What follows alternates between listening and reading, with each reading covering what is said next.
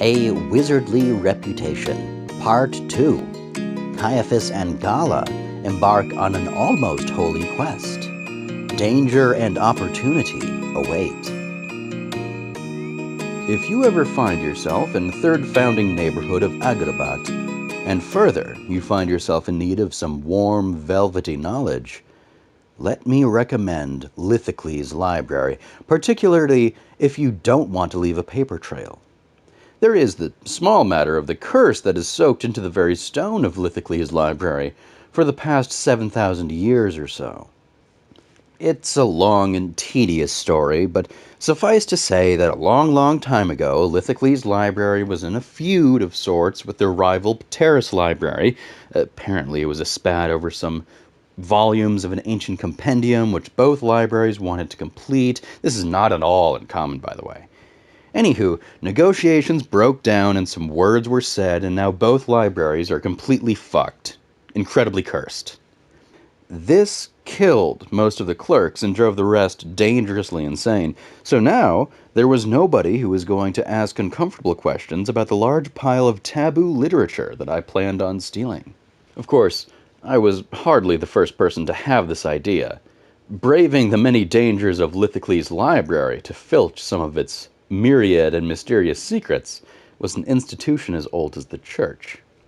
And so, as Gala and I arrived at the intersection of St. Shah Road and Old Pillars Avenue, we beheld a small crowd of perhaps 50 people milling about in front of the library. Some were wizards from the city's lesser towers, but I also saw a few lore priests in attendance, their blue cloaks billowing dramatically despite the utter lack of wind. Sprinkled about were a handful of witch doctors and shaman from the tribal communities closer to the walls. And, of course, off to the side was a small knot of warlocks. Gross. "It's a lot smaller than I thought it'd be," said Gala, nodding towards the library. True enough, the visible portion of the library was no more than a mossy brick dome, a few trickles of blood in evidence from some of the larger cracks. "Most of it is underground," I explained. "That's actually the case with most of the buildings on this side of town. It's called third founding." Didn't know that," said Gala, giving the ground a suspicious look. I haven't spent much time in Old Town." I failed to suppress a chuckle. The poor girl thought this was Old Town. Her retaliatory punch to my shoulder pointed out that if we were in her home turf, the endless northern steppe, I'd be about as much use as a bag of sand with my face drawn on it. Still, I decided that I would seek revenge at some later point. "So," said Gala, "we just go in there, find your fucking book, the Animal Lexicon," I supplied. "The laminate hexagon, Animal Lexicon. The Adamaflexicon, the Anima Lexicon. The Animal Erection."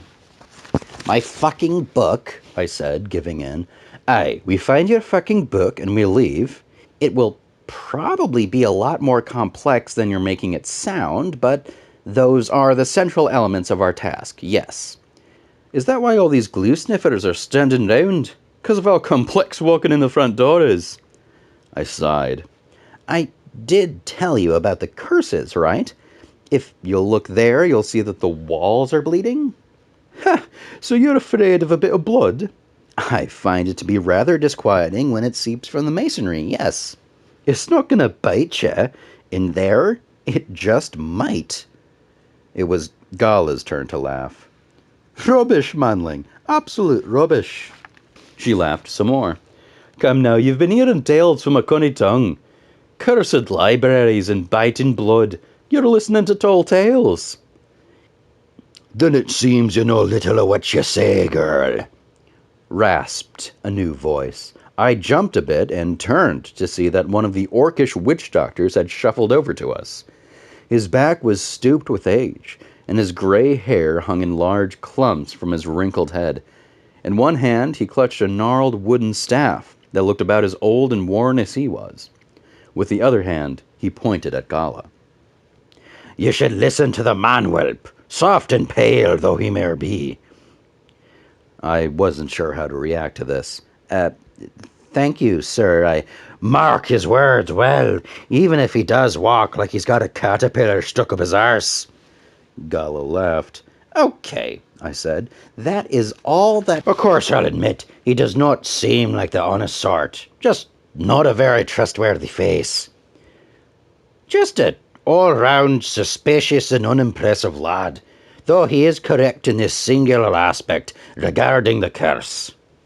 I opened my mouth to deliver a sharp and witty retort that would quickly salvage my damaged dignity, humiliate this mouthy witch doctor, and further illustrate my point about the dangers of Lithocles' library. But I was interrupted by another orc across the street who bore an obvious familial resemblance to my heckler. He beckoned the ancient orc over. With one last point of his finger, the old fart turned and ambled away to rejoin his kin. Giving Gala a moment to stop laughing and compose herself, I reached into my sleeve and withdrew a large pipe carved from mammoth ivory. It had once been an ornate thing, but I'd long since pried out its many gems and inlays for use as spell components or fast cash.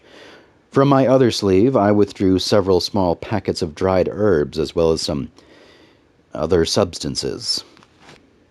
I decided that I would need some mountain sponge to level me out, a pinch of glitter leaf for energy, and some black salt to help me focus, powdered milkweed to take the edge off, and iguana scale to put it back on again. Finally, a single drop of holy water to drive away the noisome thoughts of the common hill mites that still plagued my mind. The mixture in the pipe now complete, I stooped and picked up a fist-sized bit of loose cobblestone and tossed it into the air. It took 2 attempts to catch it on its downward return, but upon doing so, I transferred the stone's kinetic energy from one hand and manifested it as heat in the pipe held in my other hand, causing its contents to ignite. A few puffs later, and my head had cleared, the usual cacophony of my mind consolidating into measured, orderly thoughts, each coming to me in order of priority. Mites. Do I really walk like I have a caterpillar in my ass? I asked Gala. She opened her mouth to respond, but I preempted her, seeing her response in the endless cascade of probability that danced and capered before me like so many gnats. More like a tadpole, clever as always, Gala. Still, we have pressing matters to attend to. Judging by the demographics of those present here, crowd dispersal, and the way that blueberry keeps peeking in through the library entrance, I'd say that there are at least 4 groups of mages already operating within the library. Those collecting, coagulating, congregating here exist as backup should the exploratory teams become overwhelmed. She opened her mouth to ask a question, but the query had been written across her face for almost 0.3 seconds now, clear as day. What good does the backup do if it's shuffle-fucking around out here in the courtyard? Because the library is cursed, Gala. Hostile entities await therein, Gala. And I'm not talking about some spooky skeletons that you can knock over with one of your many axes. Imagine a swarm of bees. You ever been attacked by a swarm of bees? Of course you have. Axes don't help, no matter your skill and enthusiasm in their use. Same goes for any friends that might be nearby. They'll just be one more person getting stung. So, if you have to go through a swarm of bees, the most you can do is know exactly where you're going and have friends waiting away from the danger who can come drag your stinger-ridden ass away should you collapse. The hope being that they won't be overwhelmed in turn. I knelt down and began prying up more of the loose cobblestones. So, said Gala, unsure if I would preempt her again, does that mean that I'm just waiting out here? Am I a shufflefucker? Goodness no, I'm definitely going to need your help in there. There were a great many bugs underneath these cobblestones, but not the type I was looking for. So what happens if we get overwhelmed? Who's going to pull us out? Maybe one of the other teams if they're feeling charitable? Let's hope so. Turning over another cobble, I found just the bug I needed. Otherwise we're just dead? Or worse? Asked Gala. She seemed to be taking the situation seriously. About time. You said yourself that you have no one else to turn to. I said that you picked just about the least qualified mage in the city to help. Untangling ourselves from this... I lowered my voice. This business with the golem is going to involve a lot more of this shit, Gala. Bad plans executed poorly. I lectured before popping my wriggling prize into my mouth. Gala looked aghast. Did you just eat a centipede? Don't be ridiculous, Gala. It was a millipede, and it's our ace in the hole. Gala was saying something, but I was already gone. Gone into the millipede as it had gone into me. Just as with the mites earlier today, I was filled with knowledge of this creature. Instead of fighting off this absorption, as I had before, I plunged into the endless data. I took my time, found the patterns. In its wriggling legs, I read the story of this millipede's tiny little life. In the way it crunched between my teeth, I gleaned the experiences of its many, many ancestors. His ancestors. The taste was bitter. It tasted like metal. It tasted like earth. It tasted like an endless warren of mossy brick tunnels filled with books, scrolls, and other documents that refused to molder in the damp. It tasted like this millipede's great-great-great-great-great-great-great-great-great-grandmother scuttling over a series of hills and valleys that meant nothing to the bug but what I recognized as features, words, engraved into the stone in an old dialect. Toems and veliminaries pro subjects enchantments anima. Bingo. Snapping back to reality, I found that I'd given into gravity and collapsed. Gala was hovering uncertainly above me, almost like, well, this was no time for religious whataboutism. Stoned though I was, we'd be here all day. Gala! I coughed, spitting up a few pieces of millipede carapace before trying again. Gala!